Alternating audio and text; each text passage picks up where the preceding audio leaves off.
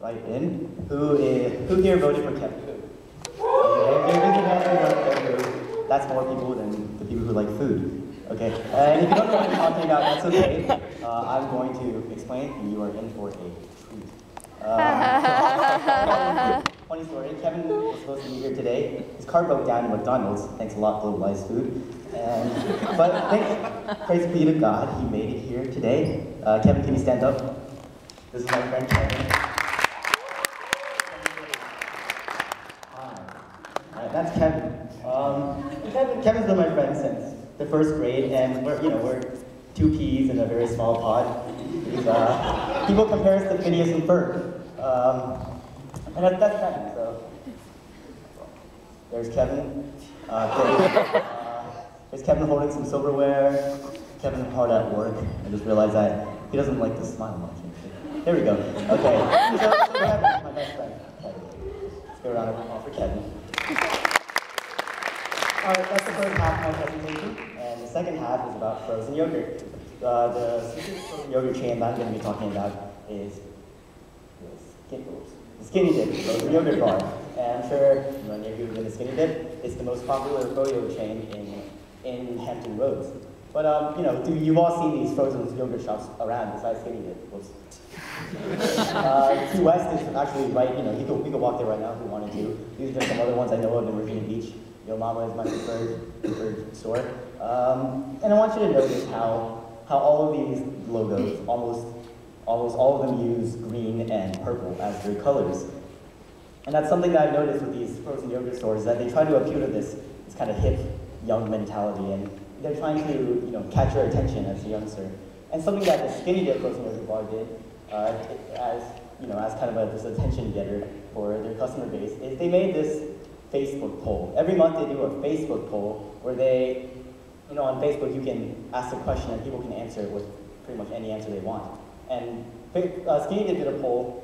Every month they do a poll where you can submit a group name, and whoever gets the most votes wins $300 worth of frozen yogurt. And this is the poll that I'm going to be talking about today.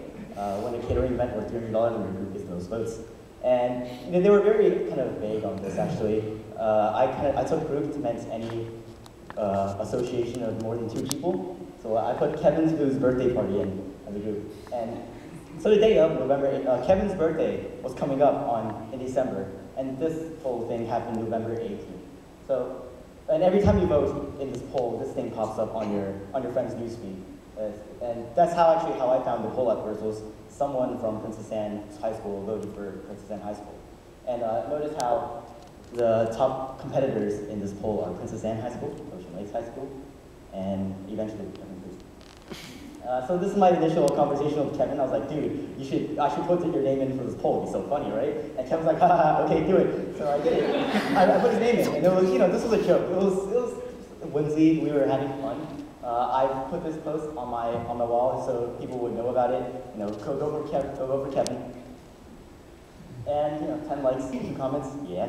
This was, okay, notice the time, 4:40, 4 votes, oh yes. That's more than most of the other high schools that were in the poll. And Kevin says he feels bad, he's gonna feel a lot worse later. So, 4:52, Princess Anne and Ocean Lakes are tied. Originally Princess Anne was in the lead by a little bit. At this point they're tied, I think we're at like 10 or 15 votes. Kevin's catching up, and Kevin gave me the idea to post it in the IB page. And so I did. I posted in the IB page. Oh wait, okay.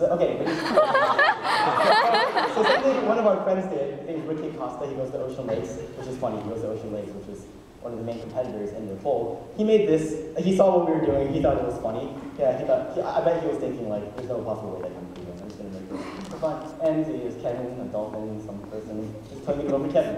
And people saw this, they liked it, it was funny. I decided to make some too. And these things are called image macros, not memes. Memes are a separate thing, and image macro is when you superimpose text on top of an image.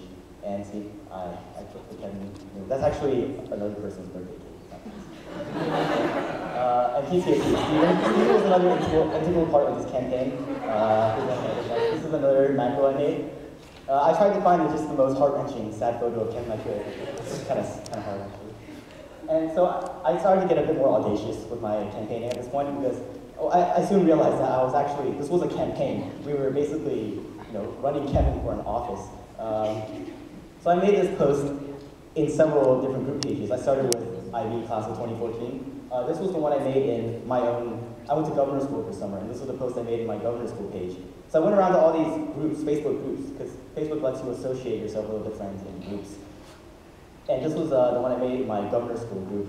I made pretty similar posts in all my school clubs, church-related stuff, and my friend, Cypria, actually helped out. This was another post she made. Cypria approved. And this is the post I made in the IB class page. And, and it's funny because eventually we decided that we should expand our audience base to more than just our own friends. And I decided to request to join the class of 2013 and 2015 groups. And somehow I both of them.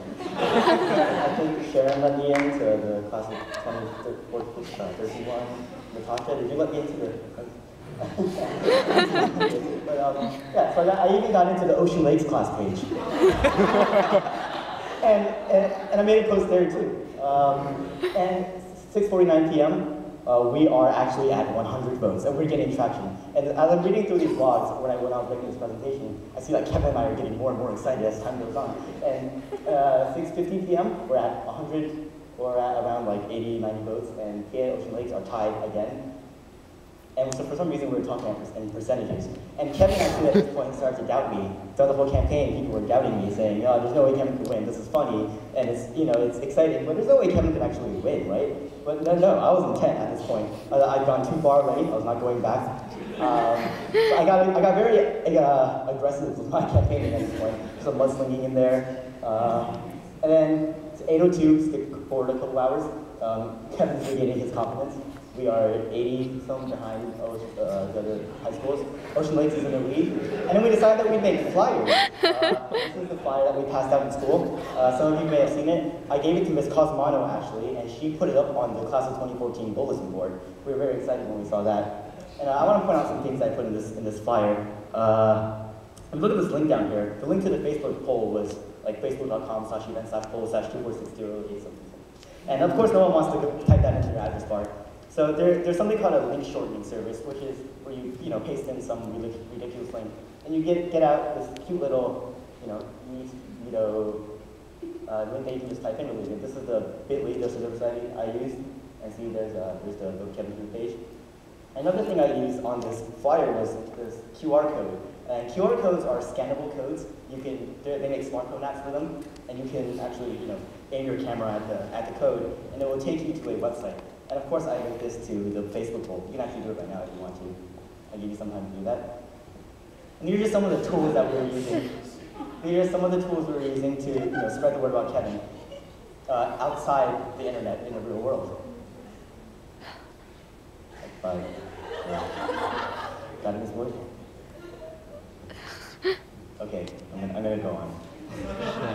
I'll show it to you. At 9:10 p.m., we are catching up pretty close to Princeton and Ocean Lakes. I was very, very excited at this point.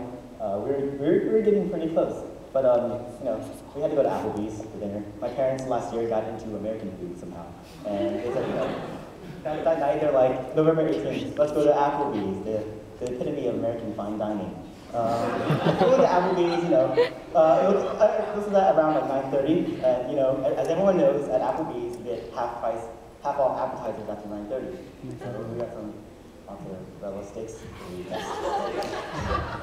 And so, funny thing, I was sitting at Applebee's eating with my family, and my phone was buzzing away the whole time, like pretty much nonstop. And what it was Kevin and Steven and all the other people who were involved in this campaign texting me, giving me updates, constantly giving me updates about, oh, we're at 20 votes behind PA, 10 votes behind PA, and they were getting pretty excited. And my parents looked at me really funny, like, who the heck is texting you nonstop while we're at dinner? So I explained to them the whole campaign, and they were pretty excited too. And 10:57 p.m. So yeah, at this point we pretty much won, but we're still going to go on to campaign. We still have to pass out the flyers at school. Some celebratory posting. Kevin said, what the heck are we going to do with $30 in frozen yogurt? And this is one of my friends, Danielle, she actually told me that 4 other people had gone to her and messaged her telling her to vote for Kevin besides me. And that was just really like amazing to see how far this campaign had just come. More celebratory posting. And here is a graph I made.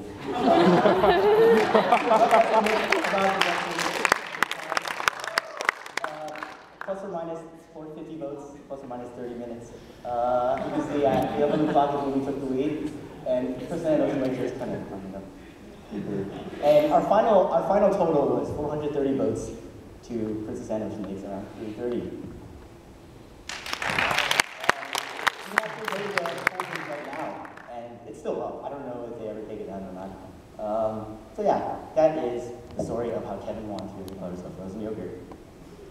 Okay, but you might be like, okay, is that all the story? No, there's actually some deeper implications. But so the biggest thing I got out of this was how I personally applied my leadership skills. Because in school, we learn about all these kind of leadership techniques and cooperation, synaptic, whatever. Then we go to leadership workshop. I know Ms. Carpenter teaches a leadership class. And I'm pretty sure you've all had experiences with these. But after a couple years of education, these just became buzzwords: leadership, cooperation, synergy.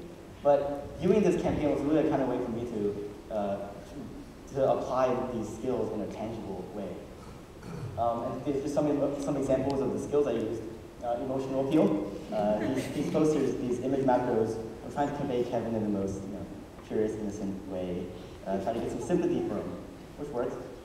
And then something interesting we did along these lines was, Kevin, if you notice, he didn't talk at all throughout this whole campaign. He didn't make any posts, any comments, and I'm pretty sure we actually decided to do that on purpose because if Kevin had campaigned for himself, it would be prideful, hubristic, arrogant. But Kevin didn't say anything. People actually came to me and asked me, Gary, does Kevin even know you're doing this? And I'm like, yeah, of course he knows. But this is just a friendly birthday gift to him. Out of the deepest parts of my heart. And people sympathize. Some more techniques, humor. At first, this whole thing was just a joke, where you're saying, wouldn't it be funny if Kevin's name was in this poll, if he got a certain number of votes. But it's funny how many of the greatest discoveries of our time all started with, wouldn't it be funny if. And we did do some mudslinging. We said that high school, it would be a bad idea to vote for your high school because, high school's not a fun place to hang out and kind of froyo. High schools aren't fun. Maybe if a high school won, the administration wouldn't even let us have the froyo. That would be a tragedy. So we're trying to convince people kind of logically to vote for Kevin. We also tried to appeal to people's sense of altruism. We said, if you vote for Kevin, or if you were to vote for your own high school, then your high school gets the ice cream. But if you vote for Kevin, we're going to host this ice cream, this frozen yogurt, in a public location for all to enjoy. So in voting for Kevin, you are supporting the community. And I'm pretty sure some people felt this way. It certainly helped. But the most important thing that I want to talk about, is how social media was used in this campaign. Facebook is basically our main hub of social media. Twitter was a service pretty much designed just so that big companies, organizations, and celebrities can connect with their fan base. And with the advent of the smartphone, it's just that we've been 24/7 connected to these social media services. And even our education has been social mediafied. And these media services, doing this campaign has made me realize what all these techniques and kind of manipulations that organizations and big companies use with these social media services. And with these, it's become even easier for them to reach people in a way that they haven't been able to do before. So if anything, I just want you guys to to notice how every day when you're on the internet, when you're watching TV, how people are using these services to reach you. For example, Red Bull, when Felix Baumgartner did that super awesome, super record-setting jump from space, that was basically an advertisement for Red Bull. What other people are paying me?